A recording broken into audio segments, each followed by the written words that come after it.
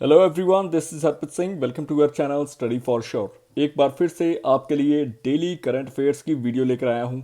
आज हम डिस्कस करने वाले हैं वेरियस जो करंट अफेयर्स आए बीते दिनों हुए हैं, यानी कि 19th और 20th के मिलाकर मैं कई चीज़ें डिस्कस करूंगा जो कि the Hindu, wire, France 24, New York times, various news outlet से ली गई हैं। उससे पहले छोटी सी रिक्वेस्ट है, please do like, subscribe, share और कमेंट, ताकि हमें भी मोटिवेशन मिलती रहे और आपके लिए और बेहतरीन वीडियोस हम लेकर आएँ। चलिए शुरुआत करते हैं पहले करंट अफेयर की। जस्टिस खन्ना को नामजद किया गया है नए चीफ जस्टिस के लिए। जैसा कि आप जानते हैं, हमारे जो 50th चीफ जस्टिस हैं उनका नाम है DY चंद्रचूड़ सर। इनकी जजमेंट्स काफ़ी इंपॉर्टेंट रही है और काफ़ी चीज़ों के बारे में इन्होंने खुलासे भी किए हैं और काफ़ी स्ट्रॉन्ग और समझो कि एक एनकरेजमेंट है इनमें, राइट। और ये हैं जस्टिस संजीव खन्ना, जिनको इन्होंने नामजद किया है अपनी तरफ से। यानी कि कोलिजियम सिस्टम होता है जिसमें सीनियर मोस्ट जजेस को आगे किया जाता है और आर्टिकल 1 to 4 भी यही कहता है कि there shall be a Supreme Court of India with the जजेस having a strength of 33, not more than that, right. So एक चीफ जस्टिस और 33 अदर जजेस। सो इन्होंने अभी के लिए नामजद किया है, गवर्नमेंट इंडिया को नॉमिनेशन भेज दिया है इनके नाम का। और आने वाले समय में डेफिनेटली आपको नई न्यूज़ मिल पाएगी अगर गवर्नमेंट इस चीज़ को एक्सेप्ट कर लेती है। मोस्ट प्रोबेबली ऐसा ही होता है। तो नए चीफ जस्टिस जो होंगे उनका नाम रहेगा जस्टिस संजीव खन्ना, राइट। और जो नेक्स्ट न्यूज़ हम डिस्कस करेंगे वो है लेडी जस्टिस के बारे में। आपको सभी को मालूम है कि सुप्रीम कोर्ट में जो लेडी जस्टिस हैं वो पहले जो ब्रिटिश एरा था उनके टाइम की हमने बनाई हुई थी। जो ब्लाइंड फोल्ड महिला थी, एक स्टैचू था, राइट। अभी के लिए आप देख सकते हो दोनों स्टैचूज में फ़र्क कितना है।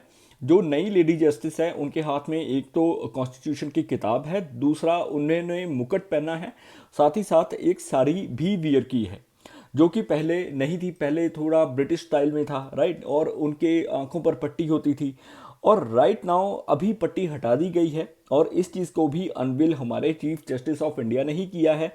ये एक 6 फीट लंबा स्टैचू है जिसको डिज़ाइन किया गया है। आप इन पर्सन की तस्वीर देख रहे हो, इनका नाम है विनोद गोस्वामी। और ये राइट नाउ दिल्ली के एक आर्ट इंस्टीट्यूट में काम कर रहे हैं। और इन्होंने इस चीज़ को, म्यूरलिस्ट हैं जनरली जो डिज़ाइन करते हैं, जो बनाते हैं ये मूर्तियाँ, और इन्होंने ही इस चीज़ को बनाया है। सो डेफिनेटली ये भी काफ़ी इंपॉर्टेंट न्यूज़ रहने वाली है। नेक्स्ट न्यूज़ डिस्कस करेंगे यहिया सिनवर के बारे में। All you need to know is कि अक्टूबर 7, 2023 को मैंने काफ़ी वीडियोस कवर की हैं कि आपको पता है कि हमास ने थाउजेंड ऑफ रॉकेट्स फायर कर दिए थे इसराइल पर। और इन दैट रिटेलिएशन इसराइल ने फीड्स रिप्लाई दिया। इसराइल का फिलहाल बॉर्डर जो है वो इजिप्ट, जॉर्डन, सीरिया और लेबनान के साथ जुड़ा हुआ है। वहीं पर हिजबुल्ला या फिर मैं बोल दूं हमास, ये सभी इसराइल के साथ अभी के लिए डायरेक्ट इनडायरेक्ट वे में वॉर में शामिल हैं। राइट नाउ ये कन्फ्लिक्ट जो है वो काफ़ी बढ़ चुका है, क्योंकि देखो लास्ट ईयर से ये वॉर स्टार्ट है और रुकने का नाम नहीं ले रही। और इसके पीछे जो था वो था ये पर्सन जो कि मास्टरमाइंड था ये पूरे अटैक का, जिसका नाम था यहिया सिनवर। और रिसेंटली एक अटैक में ये जो पर्सन है, ये टेररिस्ट मारा गया है।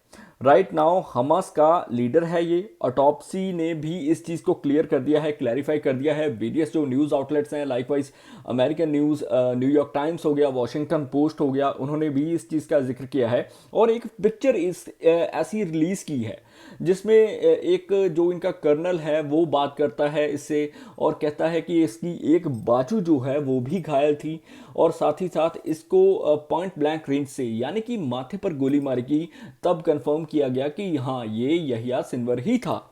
और इस चीज़ की पुष्टि हमास ने भी कर दी है। हमास की जो टेलीविज़न है या उनके जो चैनल आउटलेट्स हैं, उन्होंने भी इस चीज़ को कहा है कि यहिया सिनवर जो है वो मारा गया है, राइट।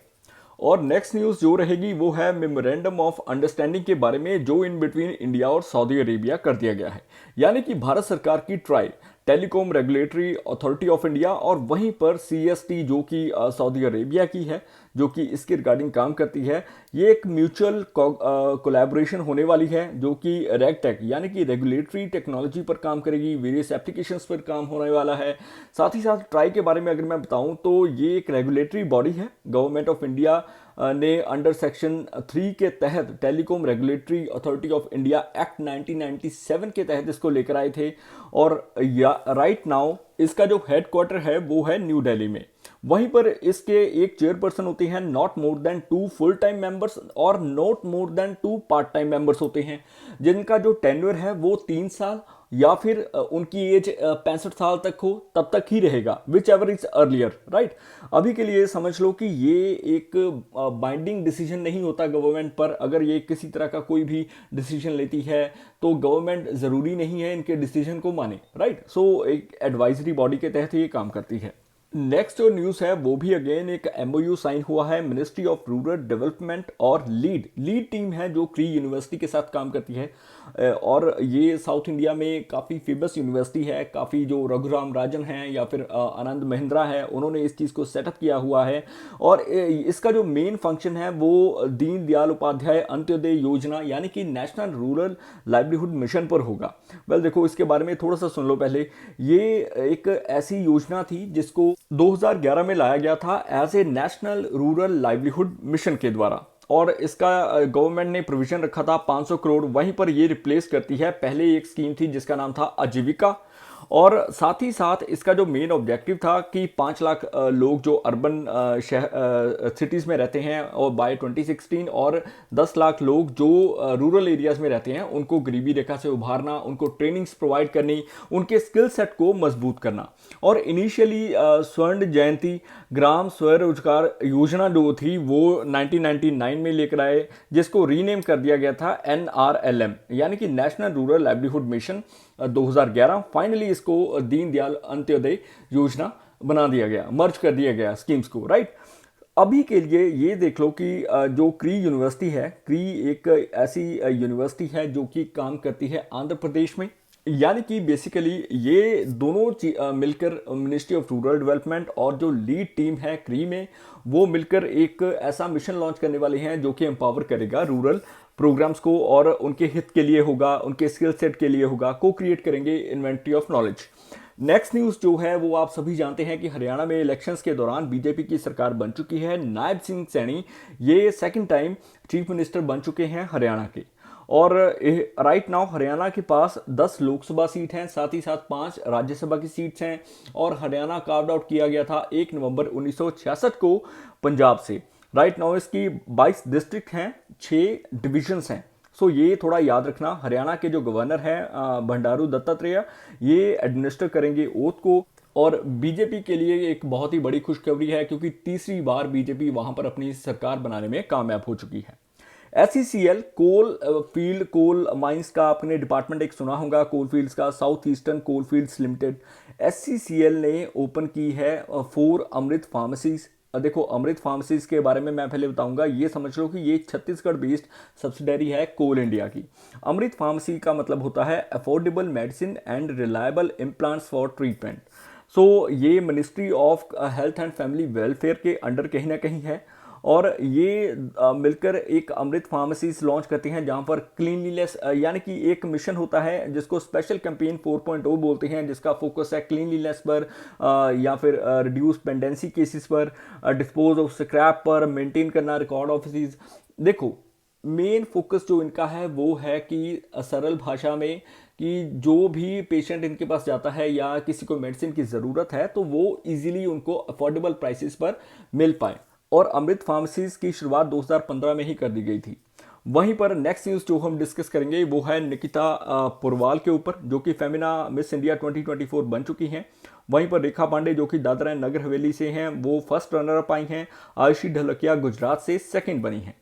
और इनको क्राउन किया गया है नंदिनी गुप्ता के द्वारा, जो कि लास्ट ईयर 2023 की विनर रही थी।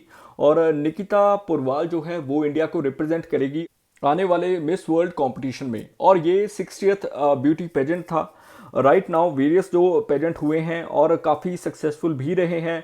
ऐश्वर्या राय, प्रियंका चोपड़ा, युक्ता मुखी या वेरियस अदर जो एक्ट्रेसेस हैं, वेल नोन एक्ट्रेसेस, वो भी इसका हिस्सा रही हैं और जीत कर भी आई हैं। नेक्स्ट न्यूज़ जो है वो है ISS के F के ऊपर। देखो, एक शूटिंग कंपटीशन था जो कि फेडरेशन के द्वारा करवाया गया। अखिल शिवरान जो कि 3 पोजीशन राइफल में ब्रॉन्ज लेकर आए हैं, आप इनकी तस्वीर देख सकते हो। साथ ही साथ एक महिला है जो सिल्वर लेकर आई हैं। ISF जो वर्ल्ड कप है राइट नाउ भारत में ही हो रहा है। और अभी के लिए ये समझ लो कि डॉक्टर करनी सिंह शूटिंग रेंज जो कि न्यू दिल्ली में है, वहाँ पर ये इवेंट करवाया गया था। भारत की मेडल टैली की अगर बात करूं तो 2 सिल्वर 2 ब्रॉन्ज आए हैं। विवान कपूर को सिल्वर मिला है, वहीं पर अनलजीत सिंह नरूका ये भी फाइनल में ब्रॉन्ज लेकर आए हैं। और ये एक स्कीट इवेंट में था, दूसरा ट्रैप शूटिंग में था। और साथ ही साथ एक और चीज़ याद रखना कि 23 मेंबर्स इस चीज़ का हिस्सा बने थे, वर्ल्ड कप फाइनल में गए थे आईएसएसएफ की। और देखो मनु भाकर, स्वप्निल कौशले जिन्होंने पेरिस ओलंपिक में काफ़ी बढ़िया परफॉर्मेंस दिखाई थी और ब्रॉन्ज मेडल आए थे हमारे। साथ ही साथ सरबजोत सिंह हो गए, इन्होंने पार्टिसिपेट नहीं किया था। वहीं पर सरबजोत सिंह और मनु भाकर का ब्रॉन्ज आया था 10 मीटर एयर राइफल में मिक्स इवेंट में इसी साल पेरिस ओलंपिक में। एक और न्यूज आई है जिसके दौरान हमें मालूम पड़ेगा कि शिरीष सुभाष, एक 14 साल का ऐसा बच्चा जो कि 9th ग्रेड में पढ़ता है यूएसए में जॉर्जिया में, इसको एक टॉप साइंटिस्ट का दर्जा मिल चुका है। 3M एक ऐसी कंपनी है, एमएनसी है, जो कि स्टेम के रिलेटेड काम करती है, साइंस टेक्नोलॉजी इंजीनियरिंग और मैथ्स के रिगार्डिंग। और इसने एक पेस्टिसाइड डिटेक्टर बनाया है जिसका नाम है पेस्टिस्कैन, ताकि खाने वाली जो भी वस्तुएं हैं, जो भी चीज़ें हैं, उसके अंदर किसी तरह के पेस्टिसाइड्स हैं वो ये पता कर पाएगा। गीतांजलि राव से ये काफ़ी प्रेरित हैं। देखो 2014 में गीतांजलि राव ने फ्लिंट क्राइसिस के बारे में टेथिस नाम का डिवाइस बनाया था।